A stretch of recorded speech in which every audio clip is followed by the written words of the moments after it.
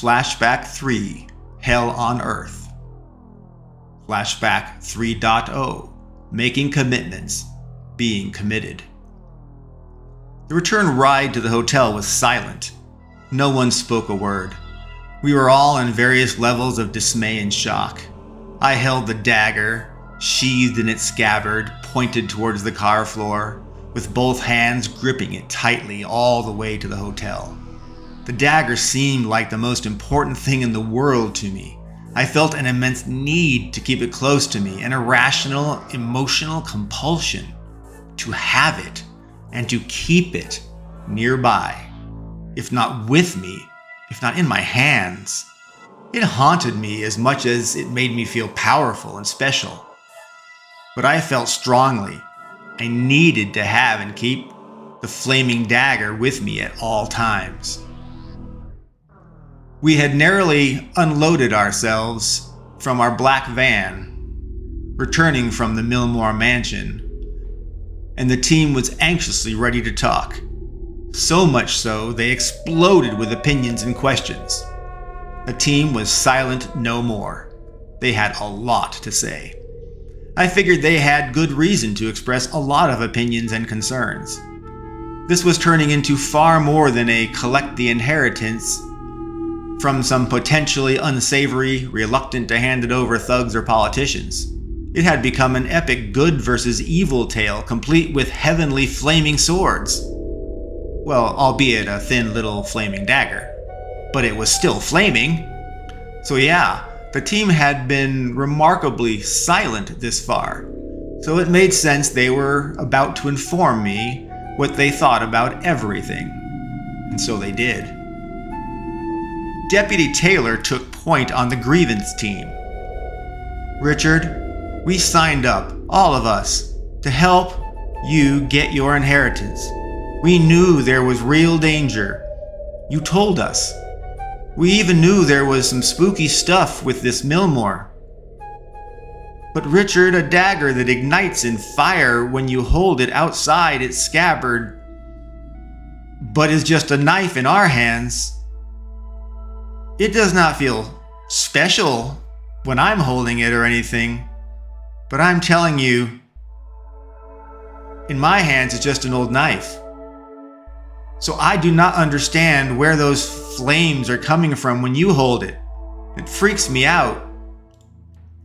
I have seen some crazy stuff in my Spec Ops missions. Things that I had attributed to sleep deprivation, airborne-based drugs. But Richard, your dagger, it's too perfect. It's too consistent. You see it turn on and off so clearly when it's in and outside of that scabbard. That dagger makes no sense. It's wrong. It's not from this world. It's nuts. And that fire gets so hot when you get closer to it. You can feel it radiating across the room. I swear, it'd give you a sunburn if you held it out too long. Seriously though, that dagger legitimately freaks me out. That dagger seems like it's of hellfire, not heavenly fire. Or maybe it's some alien artifact that people have confused as celestial, as that Mr. Lesky was calling it. Or is it just some science or tech trick that we don't understand? But whatever the dagger is, it represents one thing clearly to me, Richard. We're in over our heads. A worldwide cult wants us dead, and we know nothing about them. We want to collect your inheritance from the groups that now want us dead. We are supposed to destroy a tapestry of Baal, but we know nothing about it. We could be the hunters, or we could be the hunted. Or maybe we're both hunters and hunted. We don't know what's going on, Richard. This whole Millmore inheritance cult, devil, Baal stuff could all be real. Or it could all just be a grand gaslighting event like no other. And if it's gaslighting, who? And why? Lesky? What motivation at such expense? A cruel and dead aunt? A great puppet master that we have yet to identify? Who knows? The possibilities are limitless. Richard, our only intel is from an old attorney that claims to be a member of the long-defunct Knights Templar, who runs a law firm in the basement of a castle converted to a museum. And he gives us a list of names and addresses of businesses, churches, temples, individuals, of course prioritized according to economic value. And I admit this is cliche, but I think it's appropriate. Follow the money and follow the business. Follow the money, know the business. That seems to be what your Millmore said. Follow the money and know the evil. Or something like that. The deputy paused to take a few deep breaths after the opening salvo that she had levied. Following another deep breath, Deputy Taylor continued.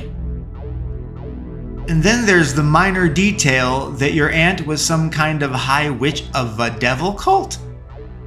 Your aunt was, let's not get confused, allegedly a good person that just did wicked bad things to people for a devil cult.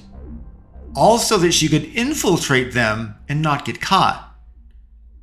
So was your Aunt Millmore more bad than good? Or more good than bad? Since she clearly was both good and bad. She seemed more bad to me. And how do you measure good and bad, Richard, if you are practicing on both sides of the coin? She led a devil-worshipping cult while also leading the long-lost and defunct Knights Templar of Legends. All so that she could wage a war on that very same cult that she was helping to thrive and grow into world domination.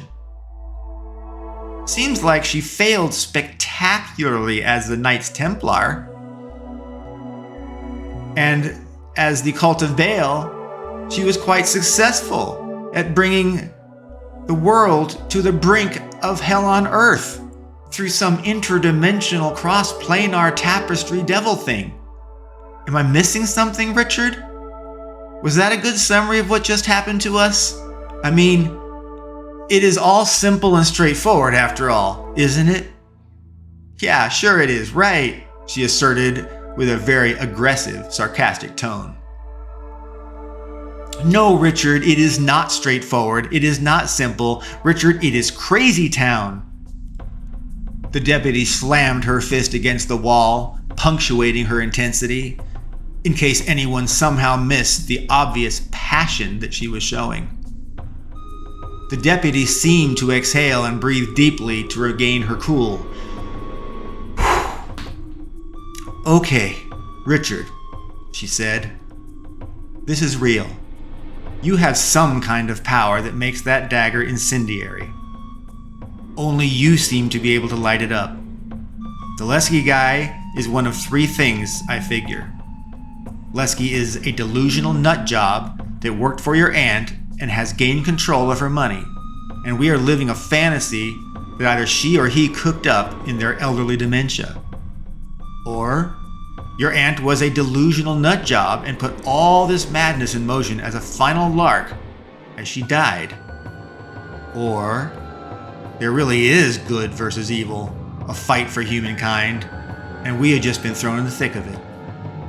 The deputy concluded, the way I see it, no matter the backstory, there is great high adventure ahead of us, and a lot of money to be made as we journey onwards towards this apparent mission for God.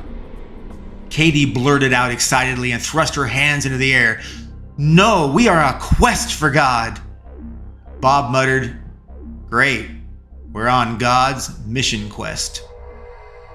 Bob grumbled sarcastically, let me deconstruct this, please, and then provide my supposition. It can all be explained away. Bob said, your aunt is the Grand Witch Poobah of a cult that worships the devil, which they call Baal. Not Lucifer, not Satan, just 'cause I guess they have to be different. And like Deputy Taylor said, the same old woman that led the worldwide devil cult also ran the worldwide Knights Templar.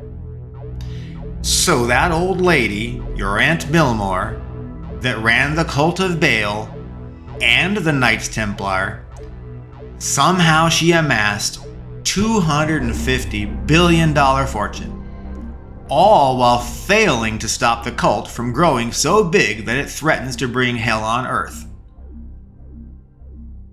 How hard did Milmore try to stop the cult? Really? Richard, how could they get so big if she did anything to materially stop them? And yet she gained so much wealth, failing to do the job she set out to do. Richard, Milmore never faced God's wrath or anything, despite helping the cult become so big that they threaten hell on earth. Doesn't that make you wonder? Doesn't it? Bob continued. How hard did Milmore really try to stop that cult? Really? I mean, how could they get so big if she really did anything? Like you and your father, your Aunt Milmore was smart. I think she was wicked smart. She created the cult of Baal as a cover for a global criminal syndicate that she had forged. She created a convoluted narrative of a few surviving Knights Templar in hiding to justify her secret spies and bodyguards, both outside the syndicate and within that she ran. And of course, she laundered money all over the world through her shops and churches. She did it all for money. But age was unavoidable for your Aunt Milmore, and in her death, she passed on the insanity that she had created to you. But all the actors in the Knights Templar and Cult of Baal have been separate from each other, and so to them, this is all real. With people thinking they are members of the Knights Templar, and others believing they are members of the Cult of Baal, and believing they are at war with each other. Since both the Templar and cult are proceeding according to their membership's objectives, then in a way, this is all very real. There just isn't a devil or all this stuff. So I guess the guys that are the Knights Templar are on our side. And these guys that are the Cult of Baal, they do want us dead. And it looks like we do have to go to these places to secure and liquidate whatever they've got in these branches and get whatever cash they have. I mean, that's how I see it. It's a real world greed-wrapped thing in a bunch of mumbo-jumbo mysticism. Bob looked imploringly at me. Richard, I have known you for a long time. You're grounded, rational, insanely intelligent. You've never been gullible. How on heaven's earth can you buy into any of this? Sure, he admitted. You have some amazing technological knife that some DNA or signature trigger somehow makes ignite. Just because we don't know how it works does not mean it's alien or divine or anything but a piece of human-made tech in the shape of a dagger. You told me yourself how as a kid, your body temperature was higher than most people's in a physics class experiment. Maybe there's just a heat test on the dagger, and we just don't have the right body temperature. There could be all sorts of explanations for why the dagger ignites with fire for you and not for us. Our not knowing why something is does not make anyone else's imagination of why it is true any less or more true. The truth is, we do not know anything about that dagger, excepting this. There has been no supernatural or magical anything. You have a dagger that ignites in flame. We just can't explain it. Nothing else has been magical. And, like I just explained, the dagger can be explained with rational explanations of tech. Come on, man, Richard. Think rationally, like you always do, like you tell your teams at work to do. Katie interrupted, almost rudely, to get her words in before Bob kept grumping on. Listen to me. I have a rose tattoo on the palm of my hand from being bitten by rose petals. Don't tell me that we have not seen anything else weird, unusual, or out of this world. A rose bit me, okay? You got it? Roses don't bite people. But I was bitten by a rose. A rose bit me, and it left in less than a day a scar in the shape of a rose. I have a scar rose on my hand, in my palm. Now that's weird. That's not normal. I think it ranks right up there with fiery daggers and lawyers wearing silver chains and holy crosses and being knights of the Templar running a law firm in the basement of a castle museum, okay? So I think we have encountered a lot of weird stuff, a lot of unusual everything. And for me, it's exciting. And it's scary. Katie declared, we need to be open. We need to be open to the real possibility that God exists and the devil exists. We have found ourselves in the middle of a battle between them, or at least a battle against the people doing their bidding.